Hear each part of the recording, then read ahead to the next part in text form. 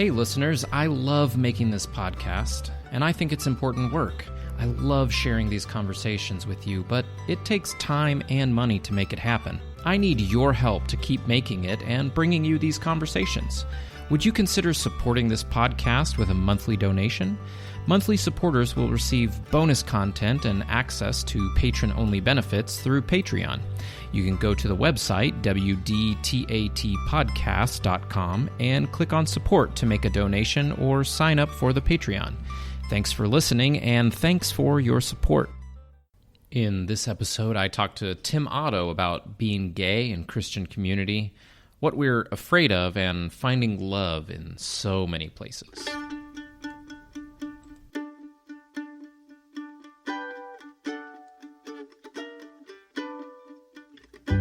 Welcome to the podcast where we talk about things we're not supposed to, learn how to have difficult conversations, and talk to people about what makes them different. This is the We Don't Talk About That with Lucas Land podcast, where we do talk about that with me, Lucas Land. It's never the right place or time. It's imperceptible to the eye. It's never the right place or time. My guest today is Tim Otto. He is a member of Church of the Sojourners in San Francisco, and he's the author of Oriented to Faith. Welcome to the podcast, Tim. Thanks. Great to be with you. Well, we're going to talk some about this conversation the church has been having for seems like a long time now, and is continuing to wrestle with our LGBTQ brothers and sisters, and how to integrate that issue, or the questions that come up because of that. But first, I kind of wanted to start in a different place. Your book, Oriented to Faith, which I recently finished, was challenging to me, and I think to a lot of people in a whole lot of different levels. It really comes at this question about what do we do with LGBTQ people? How do we deal with their experience? All of those questions that sort of come up in the church, trying to figure out how to respond. Your framework or your approach is very different, I think, than most people. And I wanted to talk first, before we get into maybe the LGBTQ questions, about some of the things that make your approach to it possible. You and I both are members of intentional Christian communities, and I find that experience is very formative and shapes a lot of how we approach the life of faith and different questions about the church differently than other people. So I kind of would like to hear, you in the book, you talk about your story of understanding your own sexuality and some of those things, but can you tell me, and I know that's part of the story, but I would like to hear about your faith journey ending up at Church of the Sojourners. And I know your sexuality might be part of that, but I'm kind of interested in hearing, how did you come to want to live in a Christian community? You know, did you grow up in a commune, and so it was just natural to want to be in a intentional community, or what happened? Yeah, that's a great question. Well, one little mnemonic device for my name is, some say tomato, some say Tim Otto. And then, like in the third grade, somebody pointed out that tomato is actually a fruit, and that proved to be prophetic. I started realizing that, I was more attracted to guys than I was to girls. And oh my gosh, in my context, that was just anathema. I mean, I'm an older guy, so this was like in the 70s, and I grew up in the conservative Baptist church, and so sexual sin was like the worst sin, and like homosexual sin, wow, that was practically off the charts. And so I kind of grew up with this sense that if people really knew who I was, they wouldn't love me. And that really haunted me. Yeah, and I was also kind of this bookish, non-athletic introvert, and so I wasn't very good at making friends. And my parents were missionaries, so we moved around a Mm-hmm. lot, and so I recognized eventually just a deep longing for friendship. And I came across this book like when I was, I think, a freshman in high school called The Mm-hmm. Friendship Factor. And it talked about, like, I think idea number one was like Uh-huh. value friendships, like make friendships a priority. And Mm-hmm. that really spoke to me. And I think, like this whole idea of intentional Christian community. Well, in in a culture where, we're encouraged to make our work central to our identity and we work long hours and then there's the commute and then, there's all the other busyness of life. Weirdly enough, the really important, wonderful stuff can get lost. And one of those things is friendship. Intentional Christian community is just like saying, okay, we're going to Mm-hmm. be intentional about relationships and loving other people well, and we're gonna make that primary and loving God, and then we're gonna fit the rest of life in around that. As a freshman, I was like, oh gosh, I Mm-hmm. want deep friendships. And at that question, it was kind of like out of the question that I'd ever be in a romantic relationship because just everybody seemed to think that was really gross and awful and would send me to hell. Yeah. And so, in some ways really struggled to have friends, not just because I was a bookish nerd, but also because I was, pretty self-focused, and there were some ways that I really needed to grow and learn how to ask good questions and be genuinely interested in others. And so that took a while. But little Yeah. by little, I began to kind of get the hang of it. And then I knew of this group of people in San Francisco who had moved in together and were trying to serve Salvadorian refugees. And that just sounded like a great adventure. I showed up at one point, and at like one of the very first meetings of us as a group, I said, I'm a very committed Christian. I also have been realizing that I'm gay. I have no idea how those things go together, but I'd love to try and figure that out with you all. And afterwards, this guy who had been kind of a mentor figure of mine came up to me and he said something like, he was a conservative Baptist missionary, and he said, Mm-hmm. I don't know what all I think about homosexuality, but I wonder if it isn't God's gift to you. And I know that you're a gift to us.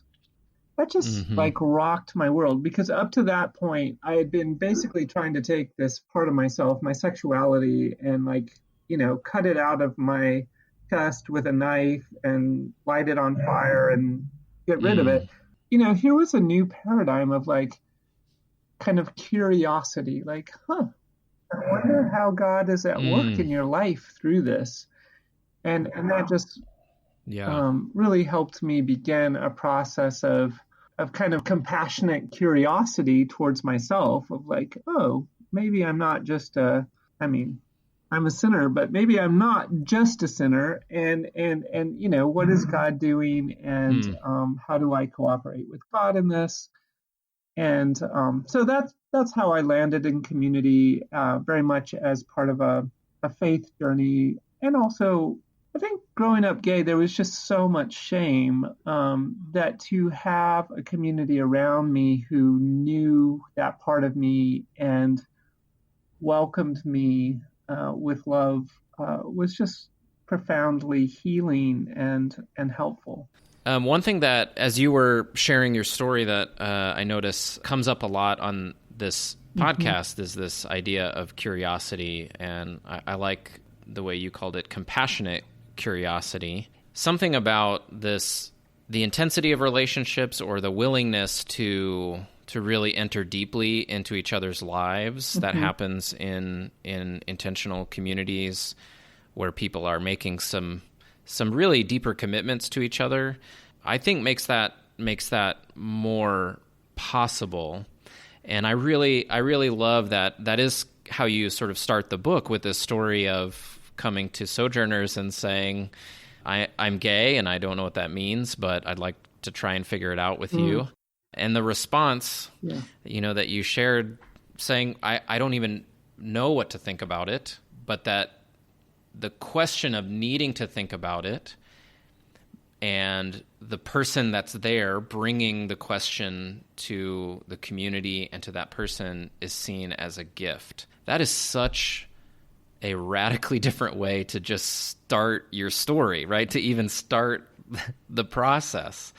And I can imagine if we were more able to do that, no matter what churches believed, the practice of how we were able to love people would be a lot different. Yeah, absolutely. I mean, I think it's just so common to kind of traffic in anxiety and fear. Exactly. And to have that openness to say, this is not what I expected, but I trust that God is somehow at work. It just seems to me such a more helpful approach. Yeah, and I agree that it does seem like on both the affirming and the traditional or conservative side, fear sometimes drives our beliefs or our approach to trying to figure out how to wrestle with this together. On the affirming side, people have been hurt and rightly have fear of things that have been very damaging and hurtful in their lives. And then on the conservative side, people are afraid of, well, what happens? The slippery slope seems to always be the boogeyman that comes out. And if we love people too much, like what's really going to happen? It's, we're afraid, really. And I understand that fear too. As I've lived, you've served with sojourners, Salvadoran refugees, and worked with communities that are difficult. And we live in Waco in a lower income neighborhood where we deal with issues that you wouldn't maybe in the suburbs, or at least it's not as obvious. And so there's lots of times that we're uncomfortable. What do we say to homeless people or people in our neighborhood that knock on our door and are asking for money or have some story? And do we respond out of fear? How do we respond? I think maybe sometimes when we can take it to a topic or a question that doesn't have the same fear resonance, maybe we can see like, I'm sometimes afraid of homeless people because I don't understand them and I don't know what to do with them, but I do know that I need to love them. And maybe that's helpful sometimes for people to shift the thinking.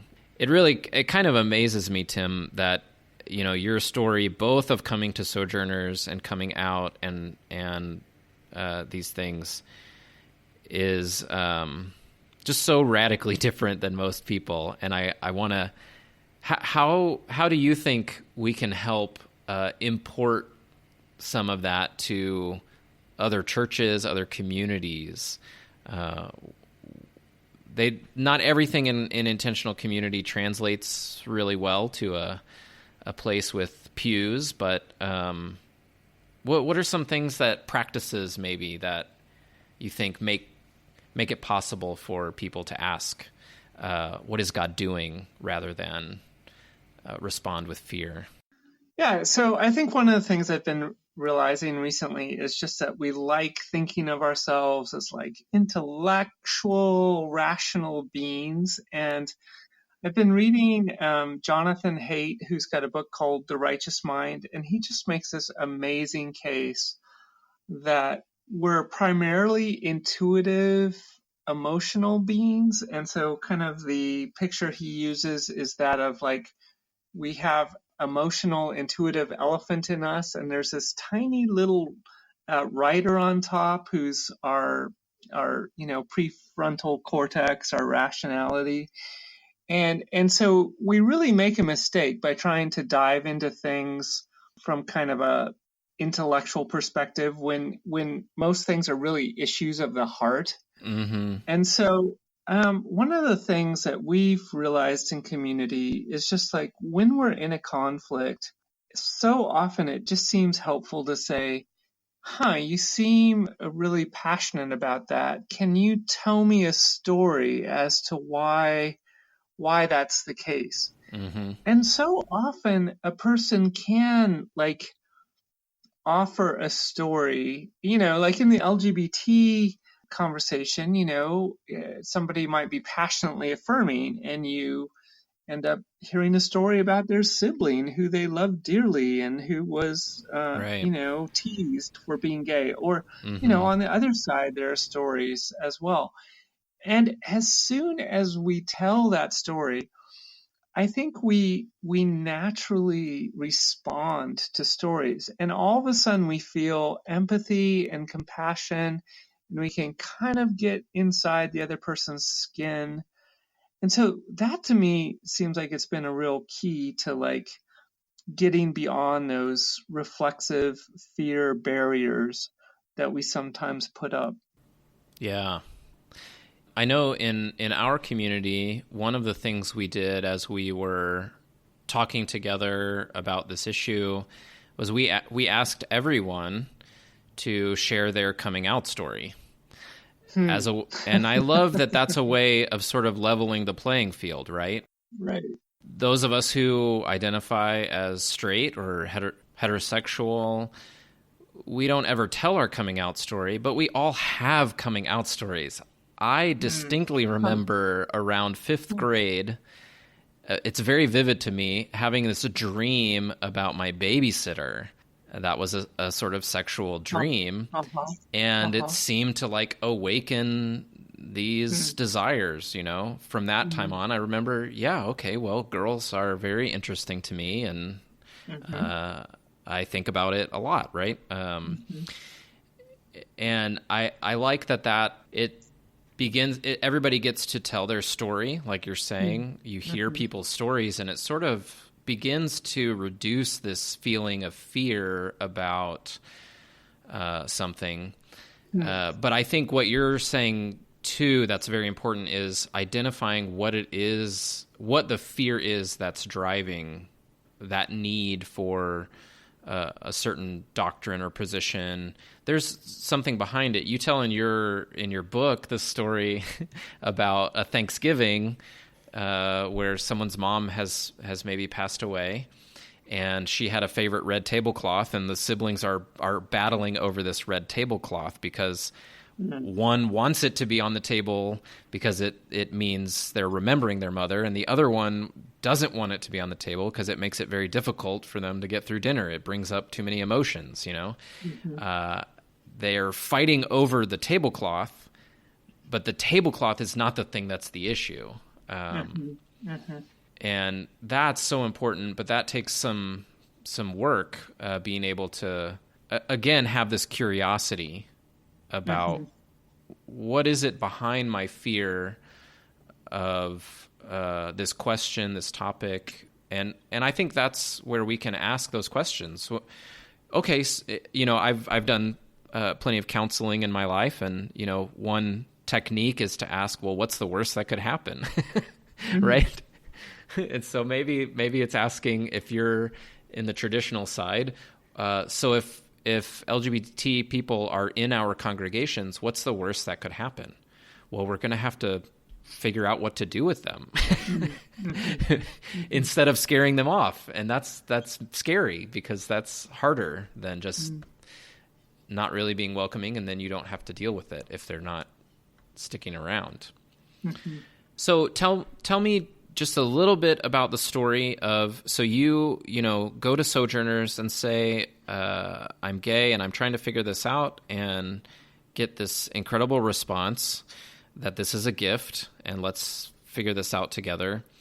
What was the process like for Sojourners coming to a decision, and what was the decision they came to? Yeah, so at that point, kind of the focus of the community was trying to serve and love Salvadorian refugees. And so as we talked through LGBT sexuality, we realized that we really had a diversity of opinions. And And so we kind of realized, we are not in a position to take a position, so we don't have a position. But then practically, you've got to figure out how that works out. And at the time, it seemed like it would be kind of a distraction in some ways to start affirming same-sex couples and doing all of that in the midst of the work we were already doing. And so we said, well, we're not going to marry same-sex couples in our midst. And so, if you want to pursue a relationship and get married to someone of the same sex, tell me a bit about the story of Sojourners. That was a decision at that point, and discernment process. I realized talking about this that I felt really question, well loved and then the decision that they came to, even more importantly, that the decision that you then sort of had to make. At the time, this was like 30 years ago. We were very focused on serving and loving Salvadoran refugees. And so as we talked about LGBT sexuality, we realized that we just were across the spectrum. So we really weren't in a position to take a position. But there was kind of the practical question of like, well, do we, marry gay folks or not? Mm-hmm. And we decided that in some ways it might be kind of a distraction or even a stumbling block to the people that we were trying to serve.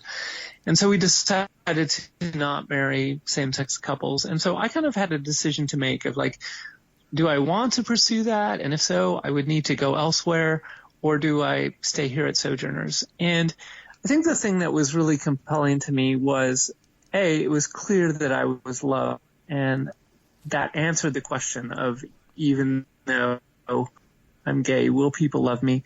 But then also another question was, where do I give my love? I want a place where I can love well. And it seemed like Sojourners was a place that I could do that. And so weirdly enough, it ended up feeling like Sojourners was enough of an adventure that I could be single and celibate and give myself to that joyfully. So that's the decision that I made and that we made. Actually, and so, 30 years later, things have changed enough that we're again beginning to ask the question of, well, is that where we want to land practically? And so I think we're going to take up the question again, and I suspect that this time we will land on the other side of saying we're open to people in same-sex relationships. Yeah, that's interesting. There's a number of communities that you and I are connected to that have had some similar trajectories over the year and conversations that have grown and changed over time. In Waco, I know the conversation at one point was tabled because the members said, there's no one here that's asking the question that is gay or lesbian or transgender or bisexual, and we don't want to discern this question abstractly. We want it to be a real live question that is meaningful because it's the people that we're with. And several years ago, one of our members did come out, and so we did begin having that conversation. And I know for us, what happened in part was maybe because we were talking about this many years later, that I think the majority were and are affirming. The concern became, how do we honor the convictions of those among us who are now in the minority? They're the ones who have a traditional conservative conviction. And I think that's, for most people out there, that sounds really strange when you and I maybe talk about this idea of living together when we disagree about some of these things, and how do we do that. I'll just share that in our community, I remember the person who came out had very close relationships with the people who held conservative convictions and was very loved by them. As you're saying too, you felt very loved by Sojourners. we have these stereotypes about the sides, quote unquote, of this question, and it sort of flies in the face of those sides when we live that out together and find people can have different convictions and be in different places on this question, but continue to be loving people and healthy people that are honestly wrestling, but continue to be very loving towards people that they disagree with. Yeah. And maybe that's that odd testimony that we have, right, to the world, is that this doesn't compute. It doesn't seem to make sense that we would do that, because the church in this regard, I think, which is maybe your biggest challenge, is that on this question, the church kind of looks like the rest of the world, right?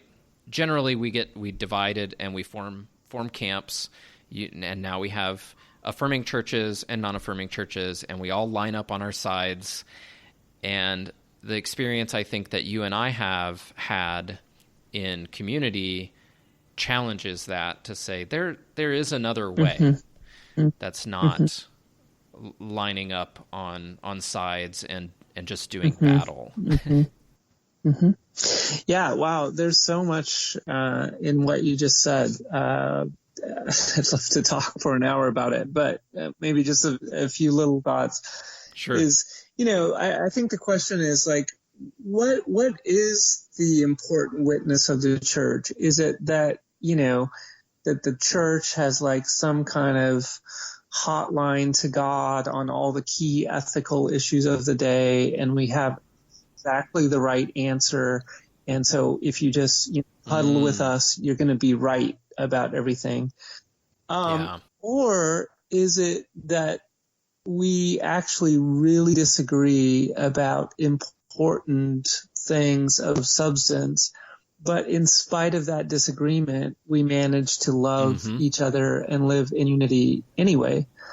And, if that's the case, then I think this is just one of those opportunities where we can really be a light and model a different way in a very polarized, divided world. Yeah. And that becomes actually part of our mission. Yeah. And, that's interesting what you said about kind of like when it came to an actual person, maybe some of the people that you feared wouldn't do well by that person actually prove themselves to do very well. Mm-hmm. And this is a little unorthodox for, I guess, I don't know, I kind of consider myself a progressive, I guess, to say, but, I just think it's such a mess to think that the only safe place is the place where everybody agrees with me and affirms everything I say. Mm-hmm. I really appreciate the new language that's emerging of brave spaces, of where we are true to what we see to be truth and share that to each other. And, it's tricky because at the same time, I think we are all self-deceived and we have a sick nature. And so maybe really the only safe place is where others are courageous enough to challenge us at times. I would also just say my personal experiences, I've come out to hundreds of people, many of those very conservative. And I feel like I can't tell you a single story of somebody doing really terribly or not in some way trying to be caring and compassionate.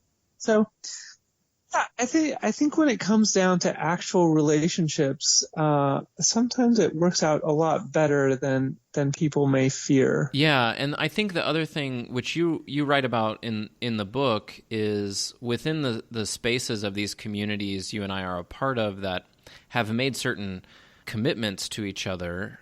We are challenging each other on a lot of different issues and areas of our life. This isn't the only thing. Sometimes it becomes the thing that consumes congregations, where this issue becomes divisive, there are different sides, and it becomes sort of all-consuming. In my experience, in my community, I'm challenged a lot on things I need to work on, things that I am not good at, or things that I need to have challenged. And so it does become an okay place because I can be challenged and continue to know I'm loved. I can have arguments. I can think of a number of times we've had conflicts over different issues with people, and I actually feel much closer to those people because we went through that together. Mm-hmm. And we came out on the other side and didn't necessarily end up agreeing, but they stuck with me. They didn't leave. They didn't run away. They weren't scared by me or by the conflict. And that I think that it's part of the whole reason I wanted to start this podcast, and the reason I want to talk about things that are difficult is because that's what it takes to have a brave space, right? We have to be able to stick with it long enough to get through those initial fears to a deeper place where we can have conversations that are deeper with each other. Yeah, and I guess one maybe important caveat in this whole thing is kind of the role of shame. Like, I do feel like LGBT folks, at least in my generation, and I think in a lot of places in the world and still in the States, that shame is just such a huge factor. Mm-hmm. And so I think we're rightly allergic to shame. And ironically, I was in a conflict recently, and I realized that I was trying to use shame in order to control this other person. And I think, it's kind of what I had experienced, and then I was turning around and using what I had experienced on somebody else. And so I do think that is really, really toxic, and that we can't do that to each other. That's a way of coercion and control, and is really harmful and damaging. But I also think there are those times we challenge each other out of love.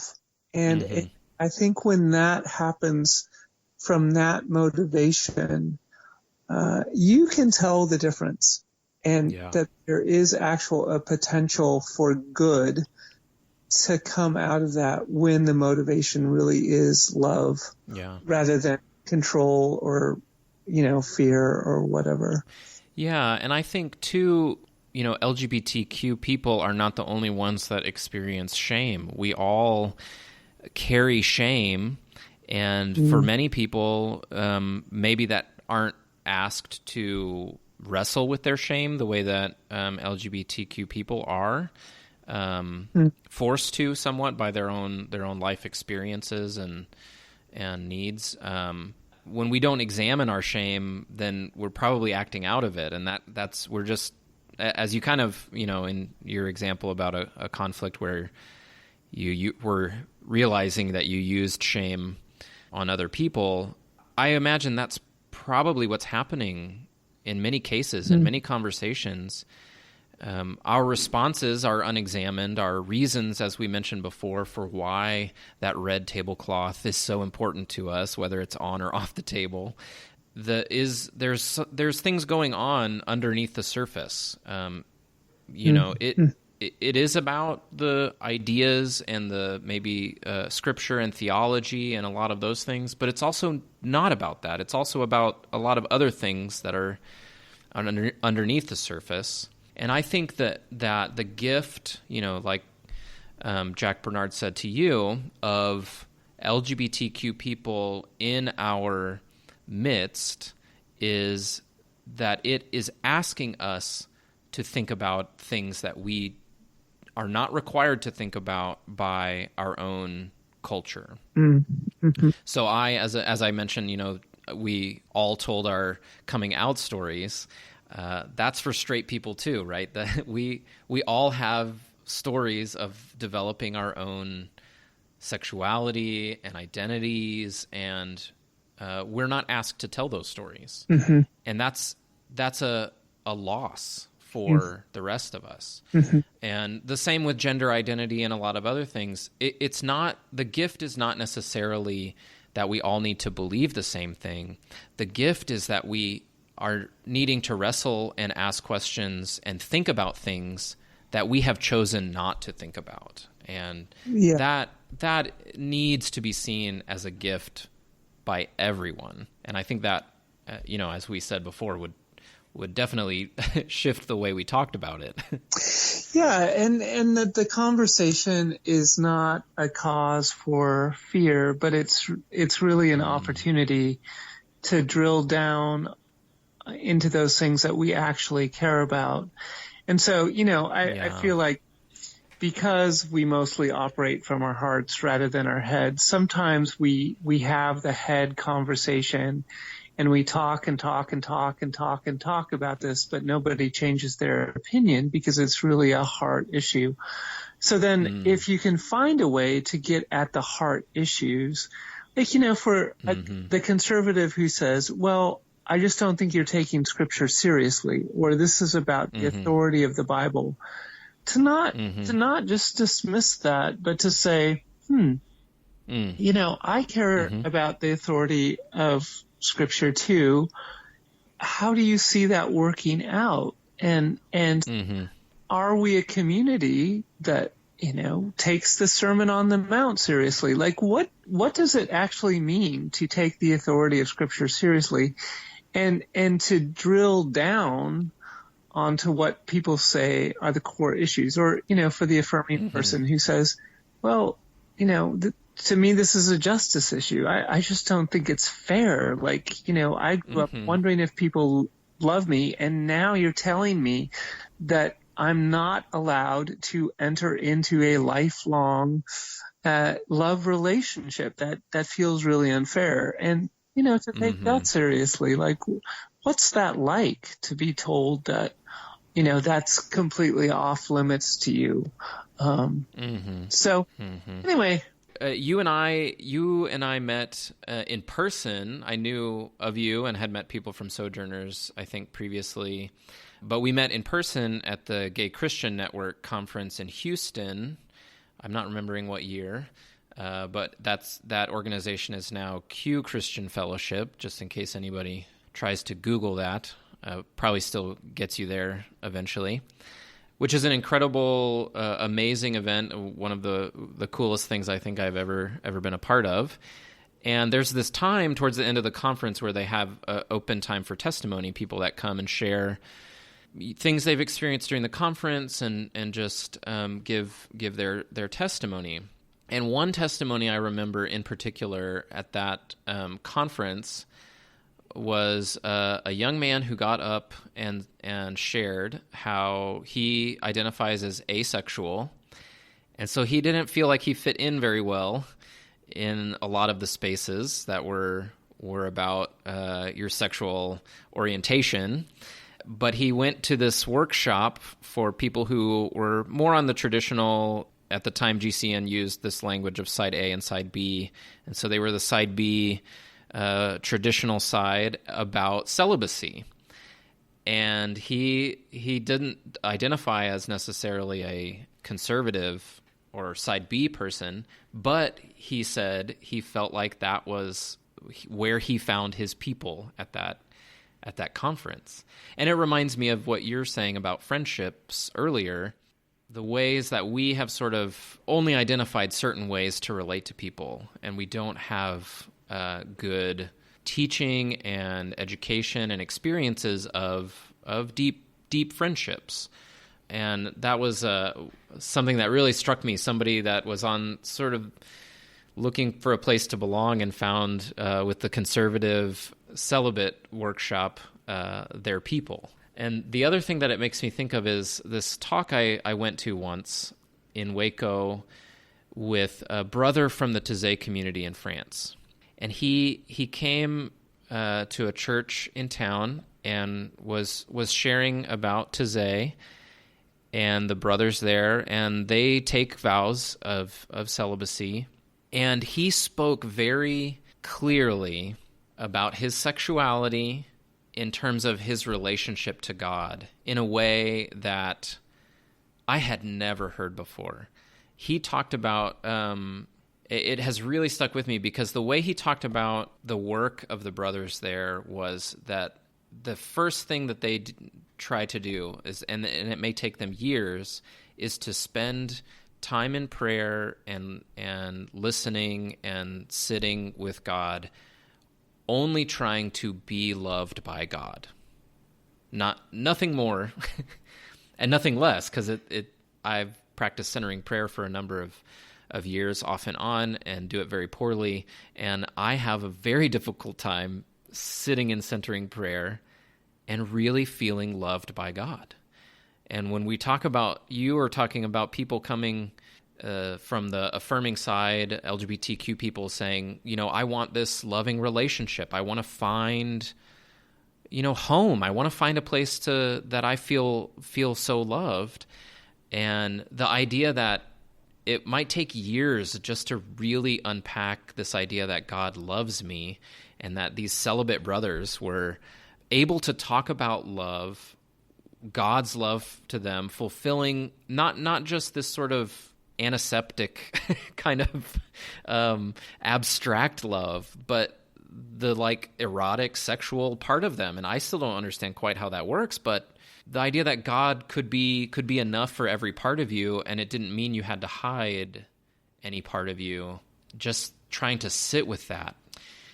I mean, isn't that, I guess, really, when it comes down to it, what we're all looking for? We're trying to find that place that feels like home, where we can be just loved as we are in all of our in all of our brokenness and messiness and all of our foibles. Yeah, I mean, I relate to a couple of things in there of just kind of the unlikely friendships. I mean, if I haven't outed myself already, I'm fairly strongly on the affirming side. But I would say, I have friendships with side B folks, and talk about people who just inspire me. I mean, they've made this choice to be celibate out of faithfulness. And it's just a very clear way of picking up one's cross and following Christ. And so, that kind of clarity and sacrifice, I just find super inspiring. And then, the whole thing about, relationship with Jesus as kind of being that lover of one. I think that's right. So I too have made a commitment to celibacy as part of being part of Sojourners, and I actually had a little ceremony at one point. And afterwards, I went to this monastery to do a kind of a honeymoon with God. And crazily enough, I mean, I'm not a super emotional, charismatic person or whatever, but I just felt so well loved. I just felt deliriously, blissfully out of my head loved by God. And I feel like I experienced that during that time. And so I definitely have had those experiences. At the same time, a little story I love is that Mother Teresa was once asked if she considered herself to be married to Christ, and she said, "Yes, I do, and he is a difficult man." and I just love that because I'm sure it's me most of the time, and my laziness and just lack of concentration and all of that. But at other times it feels really difficult to connect with Jesus and feel that love. Sometimes he does feel invisible and absent. And so, I guess I would hate that to be used as some kind of bludgeon against gay people that, if you just were faithful enough Right. to Jesus, you would know yourself loved, and you wouldn't need to pursue a romantic relationship or something like that. But I do think there is more there than most of us access. That's certainly the case. Yeah. I think, I share the story about the brother from Taizé because it has continued to haunt me in many ways in my own life. Mm-hmm. As someone who heterosexual, married, and I have kids, and that idea of God, being able to really experience God's love in that way. It's not only for the brothers, that are celibate that to experience God in that way. Likely, if I was able to sit with the idea that I am completely, unconditionally loved by God, the things I need to change in my life would be a lot easier. I would have a lot less of my sins, right, that come from, as we mentioned before, the place of shame, the place of guilt, and our own brokenness. It's just hard for me to imagine, really, in some ways, the years spent trying to just sit with that reality, and we all need that, no matter celibate or not, affirming or not. I liked what you said about some of your friends who are celibate because of their convictions. When I read part of your book talking about people with those kinds of convictions, it made me think, why doesn't the conservative church view those people as like the superheroes? Mm. It almost seems like they would be, for the conservative church, exalted. They should be kind of lifted up as, wow, these are very like people that are committed, and but yet it's still uncomfortable for. And again, maybe it comes back to the things that we don't want to talk about, the things that are uncomfortable having to deal with. And for somebody to be out but celibate, and it is that gift of asking the question, but if you don't see it as a gift, it feels very uncomfortable. Yeah. I mean, by God's grace, I do feel like more conservative churches are seeing the gift that gay people are. Mm-hmm. I do think in some cases they're worried about people making an identity of their sexuality, and I think that's just a misunderstanding or a lack of empathy for what it means to be a minority that is persecuted. If there's part of yourself that you're told that's shameful, at some point health looks like looking at that, and especially if that's not particularly shameful, if that's kind of one of the known variations in human sexuality, then you need to kind of reclaim that and name it and deal with that. And so I think that's kind of a sad, kind of misunderstanding, I guess I'd say, in some conservative contexts. Yeah. Well, Tim, it's a good time to start wrapping up. And I like to wrap up with 3 things. Yeah. Something that we learned, or it could be something we were reminded of during our conversation, something that we might recommend as an action step, something we can do, and then a resource or recommendation of a resource for the listeners. And I'll go first. One thing that you shared earlier that stood out to me that I appreciate and am reminded of is how important stories are. What an honor it is to listen to someone's story. I know that in my experience with community in Waco, in a lot of times in our small groups, when we have new people or we start a new group, we all share our spiritual journeys, and we've done that in a lot of different ways. But it has always been revealing and deepening to hear people's stories. Sometimes even if I know people's stories that I've known for a long time.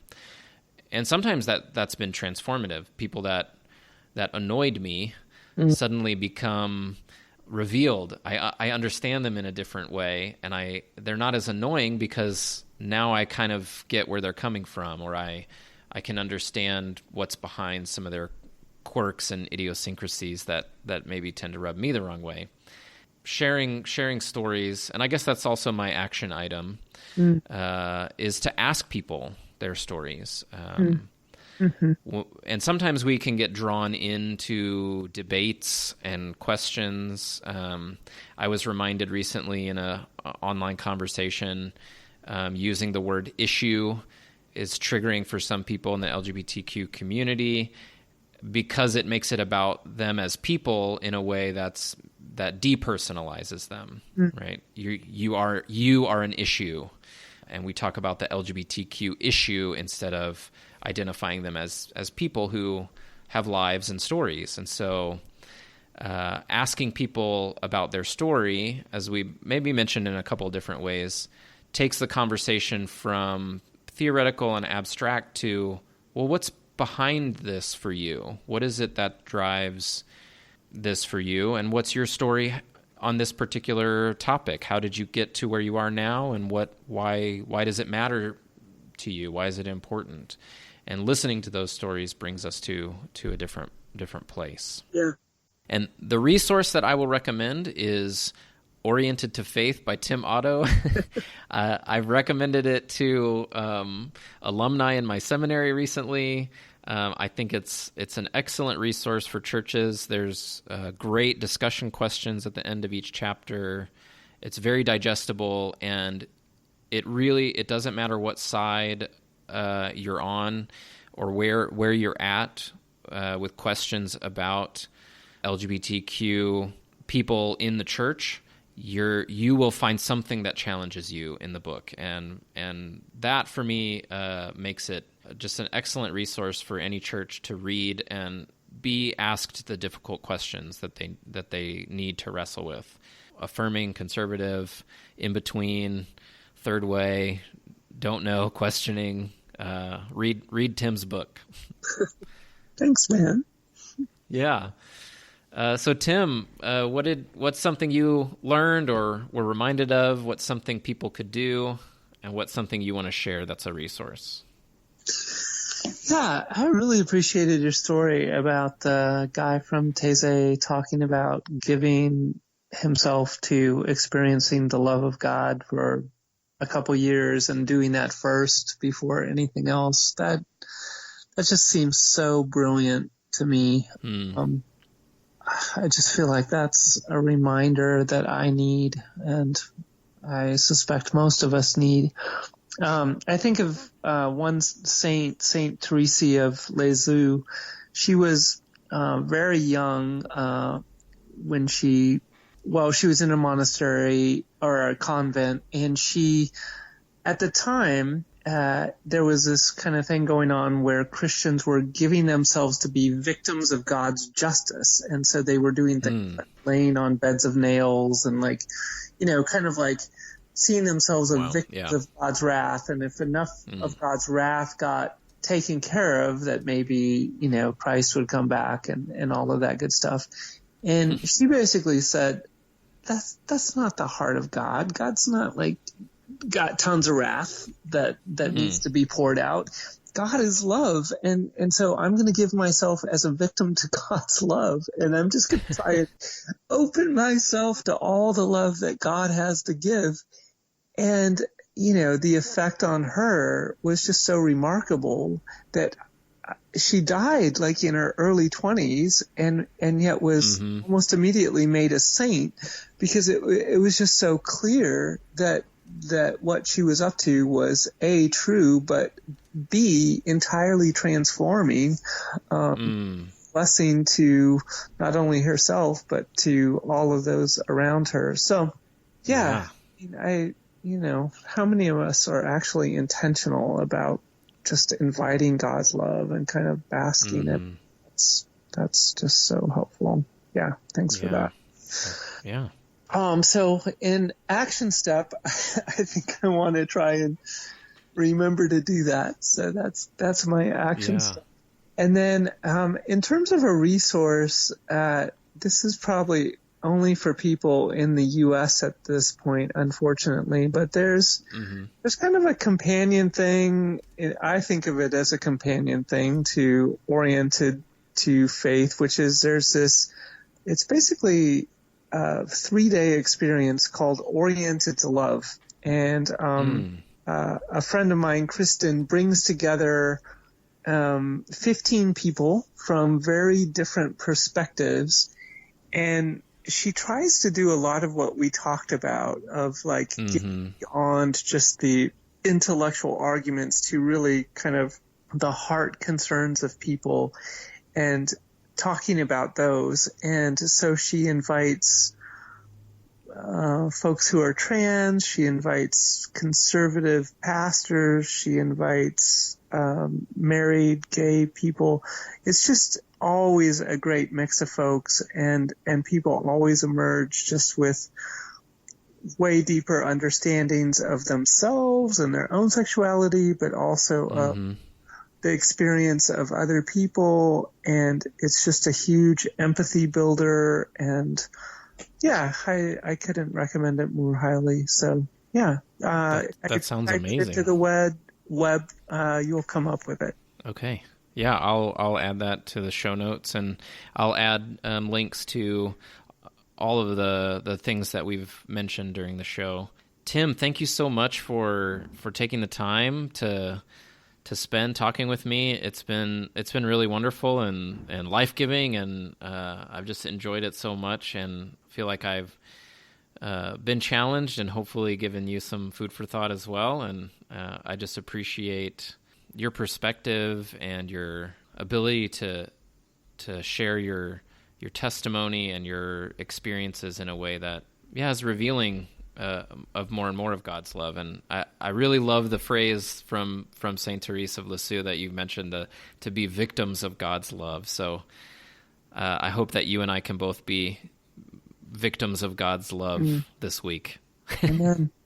Yeah, well, thanks for hosting these talks. It's really important in these divided times, and thanks for your vision for conversation across differences.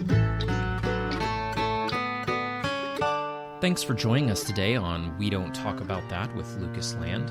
If you like what you hear, make sure to subscribe so you don't miss any episodes. Help us spread the word by sharing it on social media. You can find us on Facebook, Twitter, and Instagram with the handle @WDTAT Podcast. You can also rate and review us on Apple Podcasts or wherever you get your podcasts. You can support the podcast by visiting our website at wdtatpodcast.com and clicking on support. You can make a one-time donation or consider becoming a monthly supporter through Patreon. You'll receive bonus content and access to patron-only benefits. Thanks for your support. We would love to hear from you. Leave us a voicemail by going to our website and clicking Send Voicemail. Your voicemail could be featured in a future episode. You can also email us at wdtatpodcast@gmail.com. Many thanks to Neil Curran and Infielder for the use of their music. You can find more of their music online at infielder.bandcamp.com. A final thought from Brené Brown. The willingness to show up changes us. It makes us a little braver each time. Until next time, keep showing up and keep being brave. What are you gonna do?